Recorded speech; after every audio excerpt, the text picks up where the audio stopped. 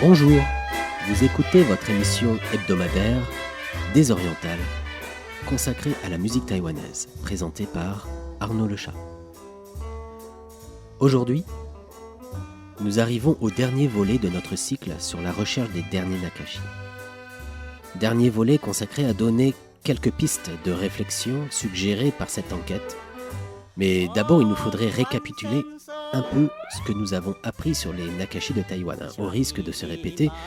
Mais pour ceux qui n'ont pas suivi toute l'émission, c'est assez indispensable. Par exemple, le mot Nakashi. Le mot Nakashi viendrait du japonais, naka, qui veut dire couler. En chinois, c'est liu, couler, aller d'un endroit à un autre. On pourrait presque dire ambuler, errer, itinérer. Le shi est plus vague. Soit c'est la marque grammaticale du nom en japonais, soit un ajout linguistique dû à la langue taïwanaise.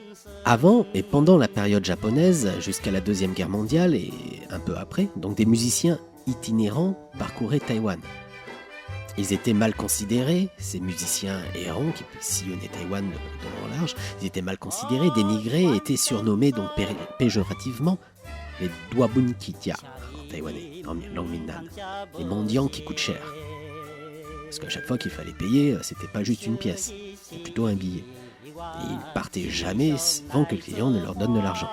Donc les soldats de l'armée japonaise, qui étaient stationnés à Taïwan, donc, aimaient se baigner, comme au Japon, dans les sources thermales de Paitro.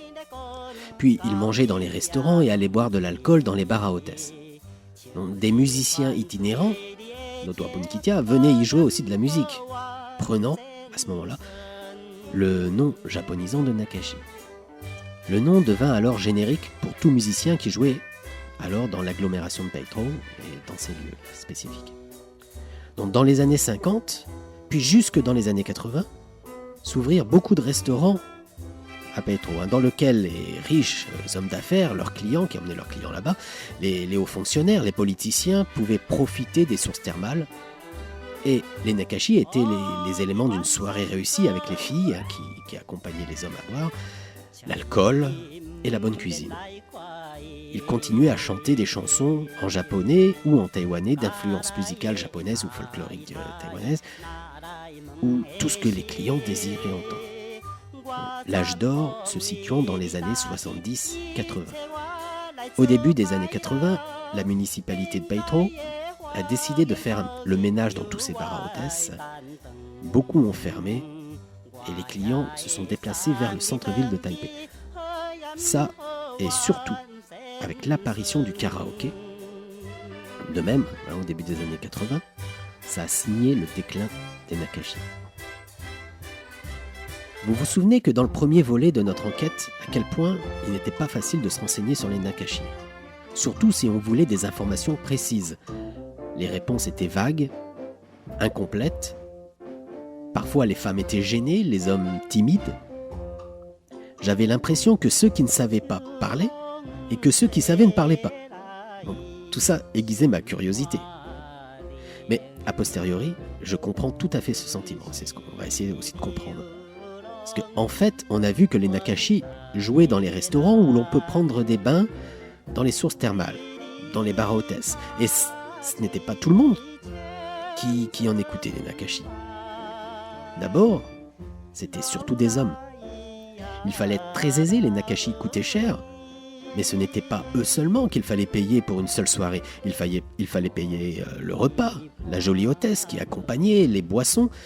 À tel point qu'hier encore, un ami me disait que dans les années 80, une soirée coûtait facilement $100,000 taïwanais, soit 2500 € pour une soirée. Mais à l'époque, c'est vrai que l'argent coulait à flot. Aujourd'hui encore, si vous voulez passer une soirée à Insonge, donc le dernier endroit traditionnel pour écouter les Nakashi comme avant, il vous faudra débourser pour 10 personnes plus de $20,000 taïwanais, soit 500 € pour les bains dans les sources, le repas et les Nakashi. Donc ce n'était pas tout le monde qui pouvait se permettre de telles dépenses et payer des Nakashi. Dans ce milieu, les femmes étaient plutôt des hôtesses. Donc on comprend mieux quand j'interroge une jeune fille ou une femme sur les Nakashi, elles ne savent pas grand-chose sur le sujet. Elles sont même un petit peu gênées d'en parler. Le milieu n'était pas très, disons, moral. Donc les gens du milieu ont l'habitude de ne pas parler aussi. Les anciens restaurateurs, les serveurs, les barman, les hôtesses, si vous arrivez à en trouver pour les interviewer. Ils entendent tout, mais en fait ils ne disent rien. C'est une habitude, ils restent méfiants. Et qui dit gros sous, plus filles, plus bar, plus affaires, dit aussi mafia. Et les gens qui savent, donc, ne parlent pas vraiment. Les Nakashi étaient mal considérés aussi. Même s'ils gagnaient très bien leur vie dans les années 70-80, il n'en reste pas moins qu'ils traînaient leur origine de mendiants avec eux. En parler n'est pas bien, ou plutôt n'en vaut pas le coup, pour beaucoup de Taïwanais. Ils me disent, mais pourquoi tu fais un sujet sur les Nakashi ? À quoi bon en parler ? Ça sert à rien. Donc, j'avais l'occasion, par exemple, d'interviewer Jiang Hui, que je considère comme la Edith Piaf taïwanaise, Jiang Hui. Petite, elle était très très pauvre, et avec sa sœur, Jiang Shuna, elle allait chanter comme Nakashi. Un petit peu comme Edith Piaf se produisait dans la rue. Donc Jiang Hui fut remarquée à l'adolescence et devint une star, la star de la chanson Taïwan. J'ai un ami qui connaît l'ami de Jiang Hui, et je comptais bien l'interviewer par ce biais, mais il me fut répondu que cette période de sa vie était trop misérable, qu'il ne fallait pas en parler.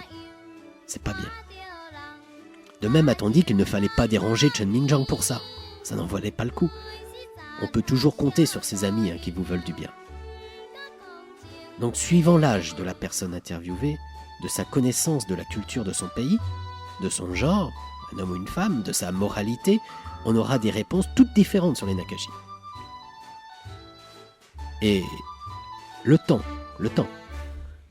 tient aussi un rôle important dans ce sujet. La perception que l'on s'en fait des Nakashi changeant suivant l'époque.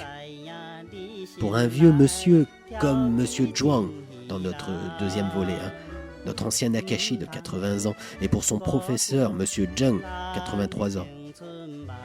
Quand ils me parlaient des Nakashi, eux, ils perçoivent plus les Nakashi comme des musiciens itinérants qui sillonnaient Taïwan. Puis ces musiciens qui jouaient pour les Japonais. Pour Petit Piment, Xiao Latia et son mari, le Nakashi du volet numéro 4. Un Nakashi jouait, lui, plus à Petro pour les riches hommes d'affaires ou les personnes proches du pouvoir à Taïwan. Pour la plupart des gens, maintenant, les Nakashi ont principalement existé dans les années 70-80. Donc, qui dit Nakashi dit chansons de cette époque, 70-80. Principalement les chansons en taïwanais, folk, de style d'inspiration japonaise. Ils vont te dire, ah oui, un petit peu de japonais. Bon, ça rappelle un petit peu la source des Nakashi et le lien avec les japonais. Donc c'est intéressant de voir comment cette pratique culturelle s'est figée, de comprendre comment cette pratique culturelle vivante, à l'origine, se fige dans le temps, dans l'imaginaire d'une nation. Parce qu'avant, finalement, les Nakashi jouaient les chansons de leur époque. Et maintenant, quand on demande à des Nakashi de jouer, on leur demande de jouer des chansons des années 70-80. Voilà, c'est une tradition qui est plutôt une culture vivante qui est restée figée, qui se fixe. À Paiton, le week-end dernier, étaient organisées des manifestations culturelles par la mairie pour venir écouter des Nakashi dans les restaurants. Et voilà. Voilà, maintenant, on en est à organiser spécialement des activités sur les Nakashi pour faire respirer au badaud le parfum des années 70 de Taïwan, le plongeant dans un pseudo-bien-être nostalgique. Car on fera entendre aux familles qui mettent le nez dehors le dimanche des anciennes chansons en taïwanais, jouées par des groupes, pas forcément Nakashi d'ailleurs, par des groupes sur une scène, avec en décor arrière une toile précisant le nom de l'activité Nakashi, et certainement aussi celui des sponsors subventionnant la dite activité. Donc finalement, les Nakashi sont devenus maintenant un élément de l'industrie touristique. Voilà, c'en est là. Une triste fin finalement. Mais nous pouvons parler aussi de ce qu'a pu apporter les Nakashi à la musique de Taïwan. D'abord, ils ont donné de magnifiques chanteurs et chanteuses. Jiang Hui, Jiang Shuna, Huang Yiling, Tin Men Wang, Li Pinghui. même Chen Mingzhang. À l'origine, les Nakashi étaient également les diffuseurs de la musique à Taïwan, dans une époque où il n'y avait pas vraiment encore d'industrie du disque ou de radio. Ils allaient partout, ils diffusaient les chansons. Ils ont donné une couleur musicale faite d'influences japonaises et d'accordéon aussi. Cet instrument si prisé par les Nakashi jusqu'à la fin des années 60.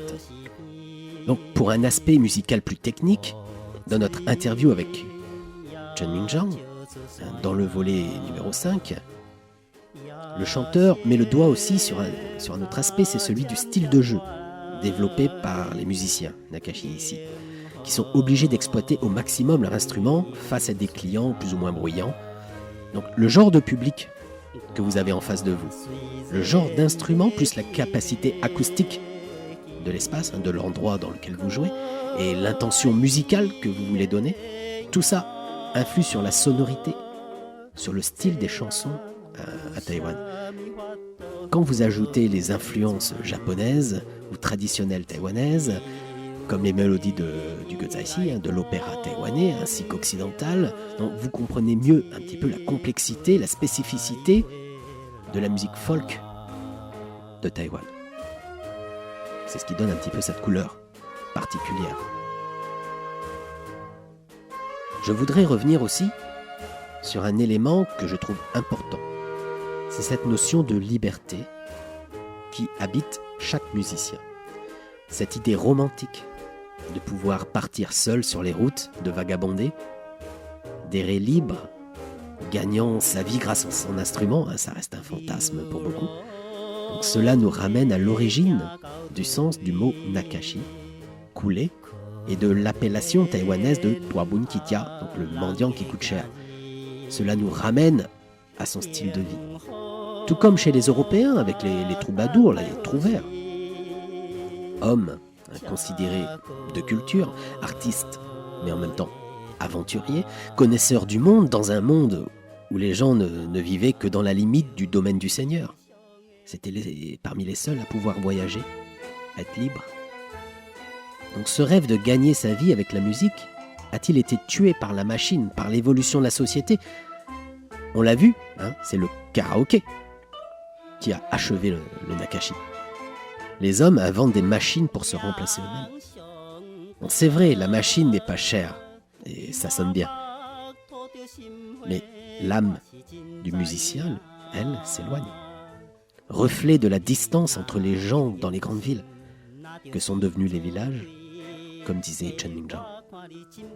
Car finalement, quelle est la place qui reste aux musiciens dans notre société ? Le CD est mort à cause d'Internet. Encore une source de revenus en moins pour l'artiste. Le Nakashi a bien du mal à vivre de sa musique, et comme dans le titre de la chanson « Boxian Nakashi », le Nakashi n'a plus de voix. Mais bon, finalement, cette évolution technologique n'est-elle pas plus mal en fin de compte ? Pour nous, les musiciens, on est noyés sur les déchets de mauvais goût de la musique soi-disant populaire distribuée par les grandes majors de l'industrie du disque qui tentent de confisquer en plus la distribution et la signature des contrats.